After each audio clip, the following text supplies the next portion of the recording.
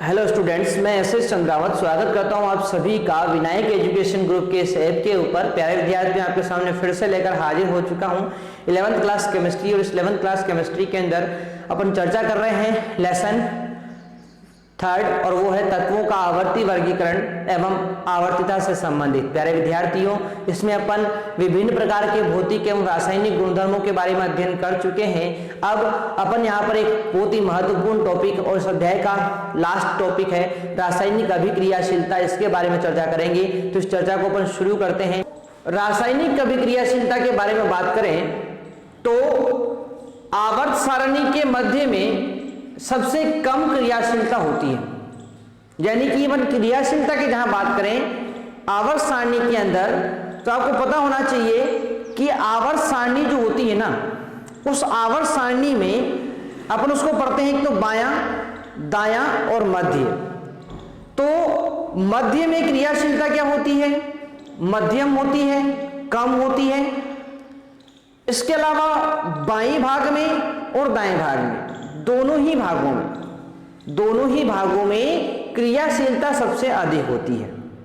तो आप लोग ध्यान रखें यहां पर कि आवर्त सारणी के मध्य में क्रियाशीलता सबसे कम है, और दोनों भागों में, चाहे वो बायां भाग हो चाहे दायां भाग हो, दोनों छोरों पर, दोनों किनारों पर क्रियाशीलता सबसे अधिक होती है। अब बात करेंगे अपन यहां पर, तो देखो किनकी क्रियाशीलता ज्यादा होगी भाई, इसके बारे में चर्चा करें तो सबसे बाईं ओर अधिकतम रासायनिक क्रियाशीलता क्षार धातुओं में देखने को मिलती है।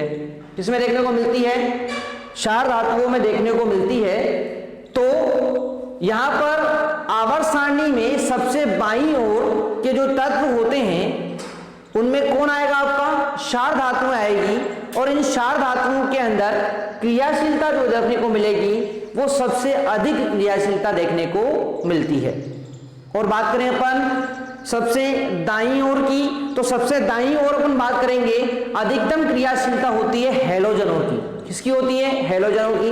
अब बात आती है कि सर सबसे दाईं ओर तो अक्रिय गैसें होती है, उत्कृष्ट गैसें होती है, तो क्रियाशीलता उनकी ज्यादा होनी चाहिए, क्योंकि अपन जहां तक दाएं और बाएं की बात यहां पर है अपने पास, तो बाईं ओर जो होते हैं वो क्षार धातुएं हैं, तो उनकी क्रियाशीलता सबसे ज्यादा है, ये अपन बात मानते हैं।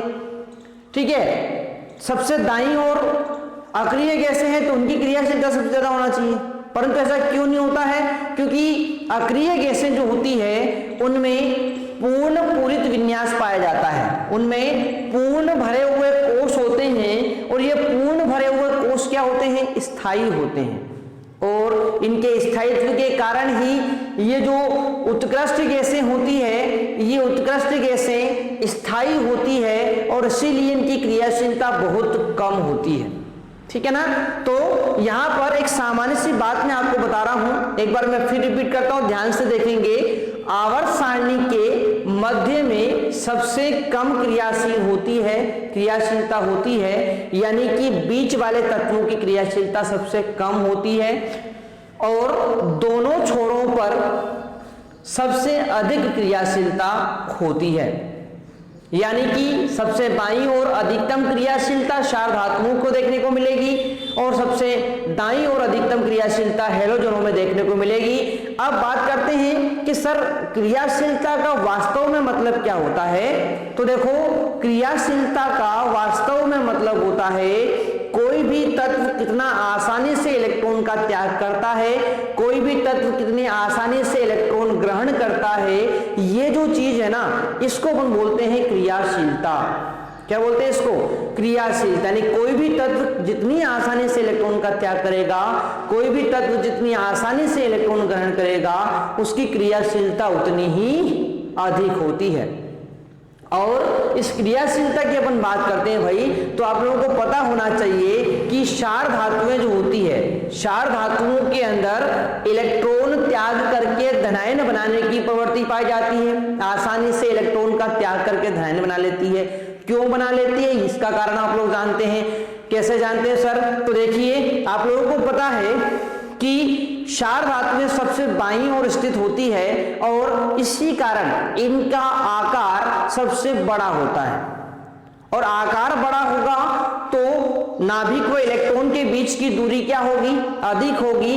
दूरी अधिक है तो आकर्षण क्या होगा, कम, और आकर्षण कम होगा तो आसानी से कम ऊर्जा देने पर ही इलेक्ट्रॉन मुक्त हो जाएगा, यानी इसकी आयनन एंथैल्पी का मान कम होने के कारण आसानी से इलेक्ट्रॉन मुक्त हो जाता है, और यह आसानी से इलेक्ट्रॉन को मुक्त करके या इलेक्ट्रॉन का त्याग करके क्या बना लेते हैं, धनायन बना लेते हैं। परंतु बात करें अपन आवर्त में बाएं से दाएं जाने पर, तो मैंने आपको बताया है कि आवर्त में बाएं से दाएं जाने पर होता क्या है, तो बाएं से दाएं जाने पर प्रभावी नाभिकीय आवेश बढ़ता है। क्यों बढ़ता है भाई, तो नाभिक में प्रोटॉन की संख्या बढ़ती है। क्यों बढ़ती है, क्योंकि परमाणु क्रमांक बढ़ता है। तो मैंने आपको बताया था कि आवर्त में बाएं से दाएं जाने पर कोषों की संख्या तो समान रहती है, परंतु परमाणु क्रमांक लगातार बढ़ता है, और परमाणु क्रमांक के बढ़ने के कारण होगा क्या वास्तव में, तो परमाणु क्रमांक के बढ़ने के कारण नाभिक में प्रोटॉन की संख्या बढ़ेगी, इससे प्रभावी नाभिकीय आवेश बढ़ेगा, मतलब नाभिक बाह्यतम कोष के इलेक्ट्रॉन को अपनी ओर आकर्षित करेगा, जिससे त्रिज्या में क्या आएगी, कमी। और त्रिज्या में कमी आने का मतलब क्या है कि नाभिक व इलेक्ट्रॉन के मध्य आकर्षण ज्यादा है, और इस कारण ये जो तत्व होते हैं, सबसे दाईं ओर स्थित तत्व, इनमें इलेक्ट्रॉन को त्यागने की प्रवृत्ति बहुत कम होती है। ये इलेक्ट्रॉन को क्या कर लेते हैं, आसानी से ग्रहण कर लेते हैं, यानी कि जो सबसे दाईं ओर स्थित तत्व होते हैं वो क्या करते हैं, इलेक्ट्रॉन ग्रहण करके ऋणायन बनाकर क्रियाशीलता प्रदर्शित करते हैं। ठीक है ना। तो सबसे बाईं ओर स्थित तत्व इलेक्ट्रॉन को त्याग करके सबसे अधिक क्रियाशीलता प्रदर्शित करते हैं, सबसे दाईं ओर स्थित तत्व जो होते हैं इलेक्ट्रॉन ग्रहण करके क्रियाशीलता प्रदर्शित करते हैं। तो सिंपल सा मतलब इसका ये हो गया है कि कोई भी तत्व कितनी आसानी से इलेक्ट्रॉन का त्याग कर रहा है, कितनी आसानी से इलेक्ट्रॉन को ग्रहण कर रहा है, यही उसकी क्या होती है, क्रियाशीलता होती है। यानी जितनी आसानी से वो इलेक्ट्रॉन का त्याग करेगा उसकी क्रियाशीलता उतनी ही अधिक हो जाएगी। तो ये बात होगी अपनी यहाँ पर क्रियाशीलता के बारे में। आशा करता हूं आपको ये बात बिल्कुल यहाँ पर समझ में आ गई होगी कि सबसे अधिक क्रियाशीलता सबसे दाईं ओर स्थित, सबसे बाईं ओर स्थित, इन दोनों किनारों पर स्थित तत्वों की होगी, और मध्य वाले तत्वों की क्रियाशीलता सबसे कम होती है। और बात करें अपने उत्कृष्ट गैसों के बारे में, तो ध्यान रखें, इसके बारे में मैंने आपको यहाँ पर बता दिया है कि उत्कृष्ट गैसों में पूर्ण भरे कोष होने के कारण इनकी क्रियाशीलता बहुत कम होती है। तो ये बात आप लोग ध्यान रखेंगे। अब आगे अपन बात करें इसके बारे में, तो देखो इन गुणों का, यानी कि जो अपनी रासायनिक क्रियाशीलता होती है, इस गुण का तत्वों के धात्विक व अधात्विक गुणों से सीधा संबंध होता है भाई। ठीक है, यानी कि कोई भी तत्व की जो ये इलेक्ट्रॉन त्यागने की प्रवृत्ति, इलेक्ट्रॉन ग्रहण करने की प्रवृत्ति, यानी कि जो रासायनिक अभिक्रियाशीलता का जो गुण है ना, इसका उसके धात्विक व आधात्विक गुणों से सीधा संबंध होता है। देखो बहुत सिंपल सी बात है, कोई भी तत्व का इलेक्ट्रॉन त्याग कर धनायन बनाने की जो प्रवृत्ति होती है उसे अपन बोलते हैं धात्विक गुण। किसी भी तत्व की इलेक्ट्रॉन त्याग करके धनायन बनाने की प्रवृत्ति क्या होती है, धात्विक गुण होती है, और किसी भी तत्व की इलेक्ट्रॉन ग्रहण करके ऋणायन बनाने की प्रवृत्ति अधात्विक गुण होती है। ठीक है, अब इस बात से आप लोग समझ गए होंगे कि इलेक्ट्रॉन त्याग करके धनायन बनाने की प्रवृत्ति मतलब किसमें पाई जाएगी, धातुओं में, क्योंकि ये आसानी से इलेक्ट्रॉन का त्याग कर रही है क्षार धातु में। ठीक है, तो क्षार धातुओं के अंदर इलेक्ट्रॉन त्याग करके धनायन बनाने की प्रवृत्ति होगी, मतलब इनके अंदर धात्विक गुण पाए जाएंगे। ठीक है, और बात करें अपन किसके बारे में, हैलोजनों के बारे में, तो ये इलेक्ट्रॉन ग्रहण करके ऋणायन बनाती है। तो बात आगे यहाँ पर इलेक्ट्रॉन ग्रहण करके ऋणायन बनाने की प्रवृत्ति क्या होगी, अधात्विक गुण होगी, जो किसमें पाया जाएगा, इन दाईं ओर स्थित तत्वों में पाया जाएगा। तो यही लाइन अपने को यहाँ पर बताई गई है कि आवर्त में बाएं से दाएं जाने पर धात्विक गुणों में कमी आती है, अधात्विक गुणों में वृद्धि होती है, क्योंकि आपको पता है क्षार धातुएं जो होती है वो धात्विक गुण प्रदर्शित करती है, अधातुएं आपकी जो हैलोजन होती है वो अधात्विक गुण प्रदर्शित करती है। तो इस तरह से मैंने आपको बता दिया है कि आवर्त में बाएं से दाएं जाने पर धात्विक गुणों में कमी तथा अधात्विक गुणों में क्या होती है, वृद्धि होती है। ठीक है, तो ये बात हो गई यहाँ पर धात्विक अधात्विक गुणों के बारे में। आशा करता हूँ ये बात भी आपको समझ में आई होगी। अब बात करते हैं अपन आगे की तरफ। तो देखो भाई, तत्वों की रासायनिक क्रियाशीलता उनकी ऑक्सीजन व हैलोजन से क्रिया करा के प्रदर्शित की जाती है। यानी कि कोई भी तत्व कितना ज्यादा क्रियाशील है इसके बारे में आपको पता लगाना है तो उसकी क्रिया अपन किससे करा देते हैं, या तो ऑक्सीजन से करा देते हैं या फिर उसकी क्रिया अपन हैलोजन से करा देते हैं। और इस क्रिया के माध्यम से ये पता चलता है कि वो तत्व कितना अधिक क्रियाशील है। अब यहाँ पर हम बात करेंगे किसके बारे में, तत्वों की ऑक्सीजन के साथ क्रिया के बारे में बात करेंगे। तो ध्यान रखेंगे आवर्त सारणी के दोनों किनारों के जो तत्व होते हैं वो आसानी से ऑक्सीजन से क्रिया करके ऑक्साइड का निर्माण करते हैं, यानी ऑक्साइड वो बना लेते हैं।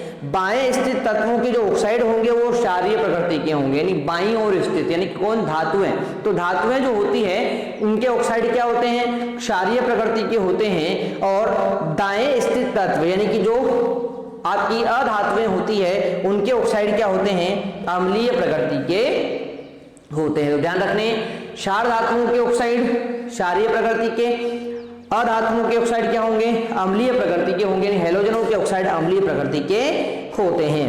अब कौन कौन से क्षारीय होते हैं, कौन कौन से अम्लीय होते हैं, इनके उदाहरणों की बात करें तो देखो क्षार धातुओं के ऑक्साइड Na2O ये क्षारीय प्रकृति का है।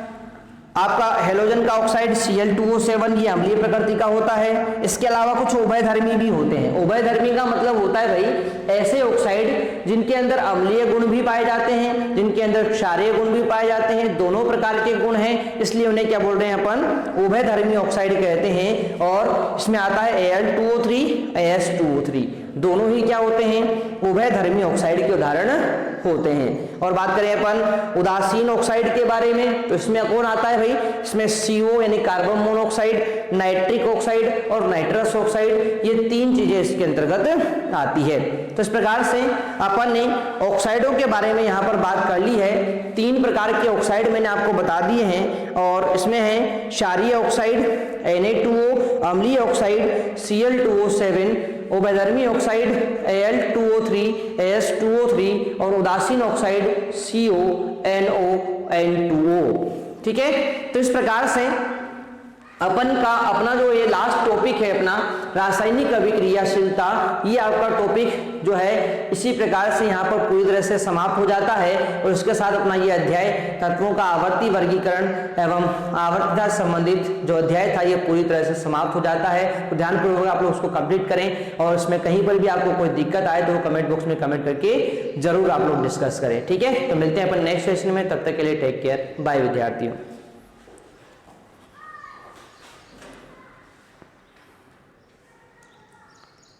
Download app in Play Store. Vinayak Education Group. Online course and classes.